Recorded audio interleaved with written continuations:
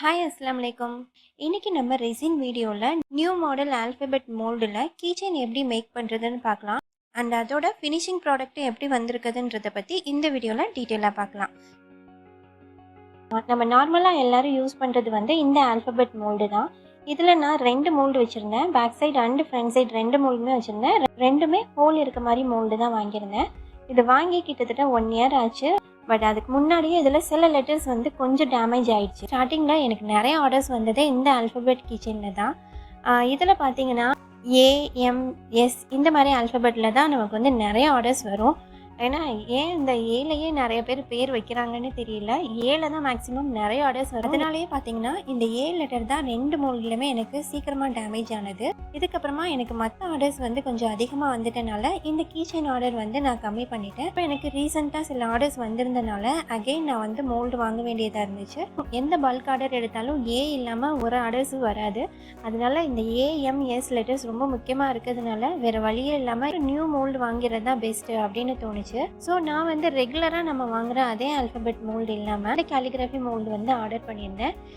இதுலேயே உங்களுக்கு இன்னொரு டைப் மோல்டு இருக்குது. இந்த மாதிரி பெரிய லெட்டரும் இருக்கும், கீழே ஒரு சின்ன லெட்டர் மாதிரி இருக்கும். அதை நான் ஆர்டர் பண்ணப்போ ஸ்டாக் இல்லைன்னு சொல்லிட்டாங்க. ஸோ கொஞ்சம் டிஃப்ரெண்ட்டாக ஸ்டைலிஷாக இருந்ததுனால இந்த மோல்டு ஆர்டர் பண்ணியிருக்கேன். இந்த மோல்டு நம்மக்கிட்டேயும் ஸ்டாக் அவைலபிளாக இருக்குது. வேணுன்றவங்க வாட்ஸ்அப் நம்பரில் காண்டாக்ட் பண்ணி பர்ச்சேஸ் பண்ணிக்கோங்க. இந்த மோல்டில் இன்னொன்று பார்த்தீங்கன்னா இந்த ஹார்ட்டு ஸ்டாரு எதுவும் கொடுத்துருக்காங்க. இது மிக்கின்னு நினைக்கிறேன். இது ரெண்டோட பேர் என்னன்னு தெரியல. இதுக்கும் கேட் மோல்டு அண்டு இது மிக்கி மோல்டு. இந்த மாதிரி பாப் சாக்கெட் மோல்டும் இந்த ஆல்ஃபபெட் கீச்செயின்லேயே வந்துடுது. ஸோ இந்த மோல்டு ரொம்ப யூஸ்ஃபுல்லாக இருக்கும். அண்ட் இன்னொன்று நான் சொல்லிக்கிறேன், நம்ம ரெகுலராக யூஸ் பண்ணுற அந்த ஆல்ஃபபெட் மோல்டு பார்த்திங்கன்னா அதில் பார்த்தீங்கன்னா MZ இந்த மாதிரி லெட்டர்ஸ் பண்ணும்போது ரொம்ப பெருசாக இருக்க மாதிரி இருக்கும். நிறைய பேர் ஹேண்டியாக கீச்செயின் வச்சுக்கணும்னு நினைப்பாங்க. இந்த கீச்செயின் மோல்டில் பண்ணும்போது அது பார்க்குறதுக்கு நல்லா நீட்டாக ஹேண்டியாக இருக்க மாதிரி இருக்குது. எனக்கு பர்சனலாக இந்த மோல்டு ரொம்ப பிடிச்சிருந்துச்சு. அதுக்காக அந்த மோல்டில் பண்ணுறது நல்லா இருக்காதுன்னு சொல்ல முடியாது. அது ஒரு தனி டிஃப்ரெண்ட் லுக்கு தான். இது உங்களுக்கு ஹேண்டியாக நல்லா பார்க்குறதுக்கு ஸ்டைலிஷாக இருக்கும். இப்போ நம்ம கீச்செயின் பண்ண ஸ்டார்ட் பண்ணிடலாம். இதில் பார்த்தீங்கன்னா நான் ஒரே ஒரு கீச்செயின் தான் இப்போ பண்ண போகிறேன். நெக்ஸ்ட் வீடியோவில் நான் பல்க் ஆர்டர் ஃபஸ்ட்டு எனக்கு பல்க் ஆர்டர் பற்றி இதை எப்படி நான் மேனேஜ் பண்ணேன், நீங்கள் பல்க் ஆர்டர்ஸ் என்னென்ன டிப்ஸ் எல்லாம் அதில் யூஸ் பண்ணலாம், மேனேஜ் பண்ணி முடிக்கலாம் அப்படின்றத பற்றி நிறைய டிப்ஸ் நெக்ஸ்ட் வீடியோலாம் கொடுக்கலான்னு இருக்கேன். மறக்காமல் சேனலை சப்ஸ்கிரைப் பண்ணி வச்சுக்கோங்க. இந்த கீச்செயினில் கஸ்டமர் கேட்டது என்னென்னா இந்த ஃப்ளேக்ஸ் கேட்டிருந்தாங்க. நான் ஆல்ரெடி ஒரு வீடியோவில் சொல்லியிருக்கேன், இந்த ஃப்ளேக்ஸ் பாக்ஸ் எனக்கு அந்தளவுக்கு யூஸே ஆகலை அப்படின்னு. இது இப்போ ரொம்ப நாளைக்கு அப்புறம் எனக்கு இப்போ யூஸ் ஆகிருக்கு. இந்த பர்பிள் கலரில் அவங்க ஃப்ளேக்ஸ் போட்டு கேட்டிருந்தாங்க. நம்ம மேக்ஸிமம் யூஸ் பண்ணுறது பார்த்திங்கன்னா gold colour silver colour flakes தான் யூஸ் பண்ணுவோம். இவங்க பிளாக் கலரில் கொஞ்சமும் பர்பிள் கலரில் பாதியும் கேட்டிருந்தாங்க.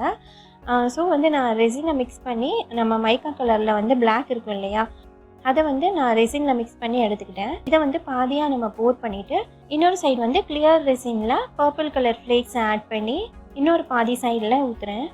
கலர் ஆட் பண்ணி ஊற்றுறேன். அந்த சைடு ரொம்ப சீக்கிரமாக அந்த டிரான்ஸ்பரண்ட் சைடோட மெர்ஜ் ஆகிடும். அதனால் ஃபஸ்ட்டு கலர் நீங்கள் ஊற்றும் போது கொஞ்சம் கம்மியாக எடுத்து ஊற்றுங்க. அந்த கிளியர் ரெசின் ஊற்றும் போது அது கொஞ்சம் கூட இருக்க மாதிரி ஊற்றுங்க. கடைசியில் நீங்கள் பார்த்து அதை அட்ஜஸ்ட் பண்ணி போர் பண்ணிக்கலாம். அப்போ உங்களுக்கு கரெக்டாக 2 பக்கமும் பாதி பாதி இருக்க மாதிரி உங்களுக்கு கிடைக்கும். பார்க்குறதுக்கு நீட்டாக இருக்கும். என்னோட இந்த ரெசின் ஒரு 5 to 6 ஹவரில் நல்லாவே ட்ரை ஆகிடுச்சு. ஏன்னா நான் ஃபாஸ்ட் க்யூரிங் ரெசின் யூஸ் பண்ணுறேன். ஸோ எனக்கு சீக்கிரமாக ட்ரை ஆகிடுச்சு.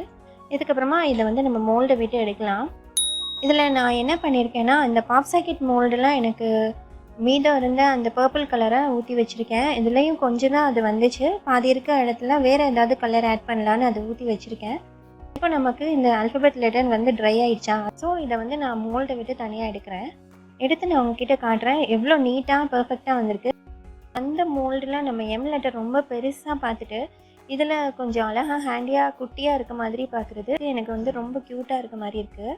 அண்டு நான் எப்போவுமே என்னோடய ஆர்டர்ஸில் இந்த கீச்செயினில் எக்ஸ்ட்ராவாக சார்ம்ஸ் ஏதாவது ஆட் பண்ணி கொடுப்பேன். கொஞ்சம் எக்ஸ்ட்ராவாக லாஸ்ட்டாக இருக்கும் இல்லையா, அந்த ரெசினை சார்ம்ஸ் மோல்டில் ஊற்றி எடுத்துக்கோங்க. நான் ஹார்ட் மோல்டில் ஊற்றி எடுத்திருக்கேன். நான் இந்த பென் வச்சு நேம் எழுத போகிறேன். நிறைய பேர் என்கிட்ட கேட்குறது என்னென்னா ஒர்க் பால் பென் யூஸ் பண்ணோம் அப்படின்னா அது ரெசினோட ரியாக்ட் ஆகாதா அப்படின்ற மாதிரி கேட்குறாங்க. ஸோ இதில் வந்து நான் ரெசினில் நான் உங்களுக்கு ஒர்க் பால் பென் யூஸ் பண்ணி காட்டுறேன். எனக்கு தெரிஞ்ச வரைக்கும் இந்த ஒர்க் பால் பென் தான் ரெசினில் வந்து நான் யூஸ் பண்ண வரைக்கும் எனக்கு பெஸ்ட்டாக தெரியுது. இது வரைக்கும் ரெசினில் ரியாக்ட் ஆனதாக எனக்கு எந்த கம்ப்ளைண்ட்ஸும் வரல. அண்ட் நிறைய நான் எனக்கே பண்ணி பார்த்துருக்கேன். அதுலேயுமே வந்துட்டு இந்த பென்னை வச்சு யூஸ் பண்ண எதுவுமே வந்து ரியாக்ட் ஆகலை. எல்லாமே நீட்டாக பெர்ஃபெக்டாக இப்போ வரைக்கும் கரெக்டாக தான் இருக்குது. இப்போ அவங்க கேட்ட நேமில் நான் கொஞ்சம் டிசைனாக எழுதிட்டு நெக்ஸ்ட் வந்து நம்ம மேலே இந்த கோட்டிங் கொடுக்க போகிறோம். நான் நார்மலாக எழுதுகிற விட கொஞ்சம் டிசைனாக எழுதி பழகுங்க. கொஞ்சம் நீட்டாக ஸ்டைலிஷாக எழுதுனீங்கன்னா அது பார்க்குறதுக்கு கொஞ்சம் லுக்காக இருக்கும். இந்த பென்னை வச்சு எழுதிட்டிங்க, பட் ஏதோ ஒரு இடத்துல உங்களுக்கு மிஸ்டேக் ஆகிடுச்சு அப்படின்னா இதை ரப் பண்ண முடியுமா, வாட்டர்னால இதை வந்து அழிக்க முடியுமா அப்படின்னு கேட்டிங்கன்னா கண்டிப்பாக அழிக்க முடியாது. இதுக்கு பதிலாக நீங்கள் என்ன பண்ணலாம் அப்படின்னா பபிள் பஸ்டர் உங்ககிட்ட இருக்கும் இல்லையா, அந்த பபிள் பஸ்டரை இதில் லைட்டாக நீங்கள் ஸ்ப்ரே பண்ணிவிட்டு ஏதாவது ஒரு காட்டன் கிளாத் அந்த மாதிரி வச்சு இதில் ரப் பண்ணி எடுத்துட்டிங்க அப்படின்னா இந்த லெட்டர்ஸ் எல்லாமே அழிஞ்சிரும். நம்ம பபிள் பஸ்டர் யூஸ் பண்ணால் ஒர்க் பால் பென் வந்து அதில் ரியாக்ட் ஆகுதுன்னு தெரியுது. அதனால் நீங்கள் இந்த பென் வச்சு எழுதுனதுக்கப்புறமா பபிள் பஸ்டர் யூஸ் பண்ணுறது வந்து கொஞ்சம் அவாய்ட் பண்ணிக்கலாம். நம்ம நேம்க்கு அப்புறமா வெறும் கோட்டிங் மட்டும்தான் மேலே கொடுக்க போகிறோம். அதில் அந்தளவுக்கு நமக்கு வந்து பபிள்ஸ் வராது. இப்போ நான் வந்து கோட்டிங் கொடுக்குறேன். கோட்டிங் கொடுக்கறதுக்கு முன்னாடி இந்த மாதிரி பேக் சைடில் வந்து லேட்டக்ஸ் யூஸ் பண்ணிக்கோங்க. கோட்டிங் கொடுக்கல ஏதாவது எக்ஸஸாக சைடில் ட்ரிப் ஆச்சுன்னா கரெக்டாக கீழே தான் போய் செட்டில் ஆகும். நீங்கள் இவ்வளோ நீட்டாக பண்ணிவிட்டு கீழே வந்து உங்களுக்கு எல்லாமே செட்டில் ஆகிடுச்சுன்னா இதோட ஃபினிஷிங் வந்து நல்லா இருக்காது. இதே நீங்கள் லேட்டக்ஸ் யூஸ் பண்ணியிருந்தீங்க அப்படின்னா அந்த லேட்டக்ஸோட பீல் பண்ணி எடுக்கும்போது எல்லாமே வந்துடும். எக்ஸஸாக உள்ள எல்லாமே உங்களுக்கு தனியாக வந்துடும். மோல்டு விட்டு எடுத்துகிட்டு நீங்கள் ஃபைனல் கோட்டிங் கொடுக்குறீங்க அப்படின்னா கண்டிப்பாக லேட்டக்ஸ் யூஸ் பண்ணிக்கோங்க.